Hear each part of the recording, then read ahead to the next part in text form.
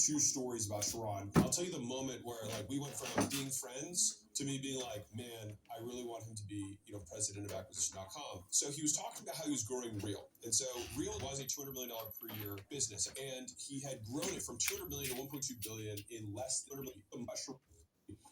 To itself, meaning like great quote back in the day, and maybe it's misattributed to him, but he said, quantity has a quality unto itself. Meaning like if you do so much volume, I really want him to be, president of acquisition.com. So he was talking about how he was growing Real. And so Real was a $200 million per year business. And he had grown it from 200 million to 1.2 billion in less than 3 years, so like 30 months. And I want to put that there as a moment for you guys to think about that, how insane that is. 200 million to 1.2 billion, less than 3 years. How does he do it? We're having dinner, and he says, I just did 260 events in the last 365 days. And I was like, what do you mean? He was like, I flew around, and I did every single real estate event. I spoke on every single stage. And that's how I generated, more demand for our platform, for realtors. And when he said that to me at dinner, I was like, this guy, he gets it. Now, we've been friends for years, but seeing him so tactically involved in the business and being like, that was the thing that took a $200 million business to $1.2 million, just sheer volume. Now, most people might hear that and think, well, yeah, I speak on stages one time a month, and, I'm on stages all the time. It's like, no, you're not on stages all the time. You have no idea what being on stages all the time actually means. Most business owners wildly underestimate the amount of volume, one, that is required, and two, that they are capable of. Your capability is always higher than what is required. The thing is that you might not know it yet. And so I've had so many times in my life that has become my de facto operating principle. And so I want to read you this. This is from my internal sales handbook that I have for my sales team. This is the culture of acquisition.com. Like, we ask, how can we do more? Many people say they want to be in the top 1% or 0.1% or even 0.01%. But saying that has zero bearing on whether it happens. Achievement comes from actions, not aspirations. So let's get real. To be the top 1%, you need to enter a room of 100 people and leave number one. To be the top 0.1%, you need to enter a room of 1,000 people, like a local high school, and leave number one. To be the top 0.01%, you need to enter an arena of 10,000 people and leave number one. Think about it, a stadium. And in a battle to the death in that stadium, you have to come out on top. You beat everyone, not almost everyone, everyone. And so if you have the goal to be in the top 0.01%, do you think that you can live a normal life? Do you think that you can keep the same friends? Do you think that you can keep the same hobbies? Do you think you can stay up late and sleep in on weekends? Do you think that you get this depth of understanding, this depth of skill that happens with repetition, right? If necessity is the mother of invention, repetition is the father of skill. But let's look at what entrepreneurs will normally do. Maybe they'll start seeing some increase here, but what do they do next? They say, you know what, I've got this other idea I have. And so then they get another 20% decrease. And so they're constantly living significantly below their output means or your revenue or whatever your thing is, below what your potential is, because you're constantly changing stuff. And I want to be real with you for a second. If you're a small business owner, you've got maybe 10, maybe 20 employees, or if you're anything less than that, then like hear me right now. The amount of resources that you have to implement change are so limited. I pick like one big thing a year that I do, like one. And what happens is when you realize how limited your resources are in order to deploy successfully a new change or a new experiment, what happens is it forces prioritization. It forces you to focus on what things, if I only had one thing that I could do this year, what one thing would I be like, this is the bet I'm going to take? Well, it certainly wouldn't be a 5% thing, right? Well, maybe with right-hand written cards, we'll get a 5% increase in referrals. Maybe, right? But given those resources, what else could you do? And so when you look at the whole thing, the whole spectrum, and this is how I want to frame strategy for you around this. Most people think about business strategy. I got this from Sharon. I love this. I'm using it all the time. It's so good. Most people think about business strategy like they think about making dinner. So they go to their kitchen, they open up the fridge, they look what's inside, say, what am I going to whip up? Right? That's how they think about business strategy. But the question that we should be asking isn't, what am I going to whip up from what's inside the fridge? We should ask the question, what the do I want to eat? And then go get the ingredients and go make it happen. When you're saying, I'm only going to take one bet or two bets this year that are going to be material, then it forces you to be like, it's got to be worth it. Because here's the part that no one else knows. If you change nothing, believe it or not, people get better at their jobs. They get more skilled. And so you'll typically have 1%, 2%, 3% increases that happen kind of month over month from you just not changing anything, from just leaving it alone. And so this is taking me so much time because I'm a yes hinge, right? I'm like, let's do it, let's shake it up. But why? Because the times I've made the most money in my life have not been when I've been changing the most. It's actually when the business has been really boring and we're just blocking and tackling, doing it over and over again. And so this is something that some people never learn. Honestly, a lot of entrepreneurs never learn this. And the hard question, the hard problem to solve is not the new idea that you want to try. It's how can I do more once I've already exhausted my existing way of doing it. So for me, the minimum rule is that it's got to be over 20% if I'm going to get a 20% loss guarantee, right? Of course. But I don't even know if I'm going to get this 20% because we have to analyze this through. This is an investor frame, by the way. It's called ICE, right? Which is impact, which is like how big, right? Confidence is how likely, and then ease is what are the resources required for us to make this thing happen, right? Now, the perfect world is something that's gigantic impact, gigantic competence, and super easy, right? That would be the best type of thing. And so when we have a risk-adjusted return move, we think, okay, I think this could double the business. I have super high confidence, and I think it could be easy. Then those are the types of bets we want to take. Because said differently, if you know that something could double your business with one move, why would you do three? Just because you have this compulsion to be busy, to mess with your team, doesn't mean it's what the business requires. And so a lot of people use the business to satisfy their own ADD, to satisfy their own need for novelty. When the business thrives on same, it's very rare that you're Kodak and you need to adjust to the digital world. It's very rare. We love to tell these stories, but what we don't tell is the guy who just said, you know what, I've got 3 levels of my membership. We don't think big enough. And so let me give you an example on this, right? So let's say, and this is where people get obsessed around optimization. They get obsessed around relative returns rather than absolute returns. So let's say that you've got a marketing campaign where you put $100 in and you get, call it, let's say you get $1,000 out. Okay, so this is 10 to 1.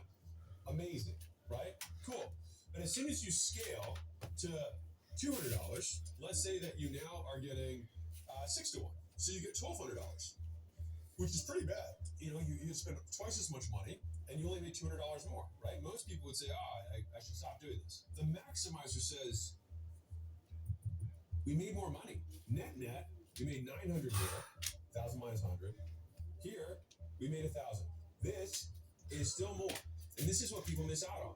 And so what happens is when you're a small business owner, you get obsessed with these relative returns. And there's a point where you do want really high relative returns, want big high LTV to CAC, and we can get into some of that stuff. But I want to just put a pin in this from a larger thinking perspective, because I will see people stay in these optimization loops for years. You know, my opt-in page converts at 30%, right? This is my opt-in. And they'll just keep testing it, trying to get it to 35 or 40 or 45%. So the thing is like, you will never 10x your business by getting this 30% will never go. It will never go to 300%. It's never going to happen. But you can 10x your inputs. You can do more. You can do more, and you can send more in, and then that will for sure increase your output, even if your relative return goes down. If I had the choice between spending $10,000 and making 100 back, 10 to 1, or spending $1 million and getting $2 million back, 2 to 1, I would take $1 million in to get 2 back every day of the week and twice on Sunday. Why? Because it's more. It's still more. It's absolute returns, absolute output. When you're thinking about yours, and I'll bring this to business now, right? I mean, I have to talk about business, but like more to business, more tactical. We have our core 4, right? We have our 4 ways of getting customers. We've got our warm outreach, we've got our cold outreach, we've got content, and then we've got paid, right? We got paid ads. These are the only 4 things that you can do. How do we do more, right? So from an ads perspective, we'll start here. More can simply mean more money. It could also mean more creative. It could mean more platforms. All of these things are versions of more. And so I will typically do this in reverse order of risk, right? And so that means that I think that if I'm gonna put this in order for paid, it'd be like, okay, well, the first thing I'm gonna do is make it more creative. If I have more creative, I have a higher chance of getting more winners. If I have more winners, then I'm gonna get better ROAS and I'll be able to scale to more markets, more avatars, more segments. Great. So that's the first more I'm gonna do. The second more I'm gonna do is I'm gonna say I'm gonna spend more money on ads. How can I take my $100 a day and spend it for $1,000 a day? What stops me from doing that? And then third, if I do step one and step two and I make way more creative and I spend more money, then at that point I say, okay, well, now that I've built this machine that can create 10 times the creative volume, how do I do this within the context of Instagram? Or how do I do this in the context of TikTok? Or how do I do this in the context of X, right? Each of these platforms. So some of you guys don't know this, but for the Money Models launch, this puppy, right? So for this guy, the reason we were able to do 105 point whatever million at the launch is because we advertised so much, right? So we did, I think, 2,000 plus ads before the 6 weeks out began. We had banked those 2,000 at 2,000, like count to 100, and then do that 20 times. And if you count it, it'd be like, wow, this is really boring. That's how long it takes to count to 2,000. We made 2,000 ads, which takes significantly longer than counting to 2,000. And so this is what people dramatically misunderstand is the amount of work it takes to do more. Because then I can say, well, I only have 5 editors. They can only do 5 ads a day each. And if that's 25 ads a day is all we can put out. Well, if I got to 2,000 ads, do I think that I'd have a higher likelihood of hitting this big goal? Yes. What would it take? So it turned out, we did the math, it took 15 editors. And so that means that we had to contract 10 more to do the editing. What does that cost? A lot less than 105 million. So we did it. So we figure out what would it take to get this big goal in terms of volume? And then what are the resources required to do that? And then is it worth it? And most times the answer is a resounding yes. Not a small yes, a big ass yes.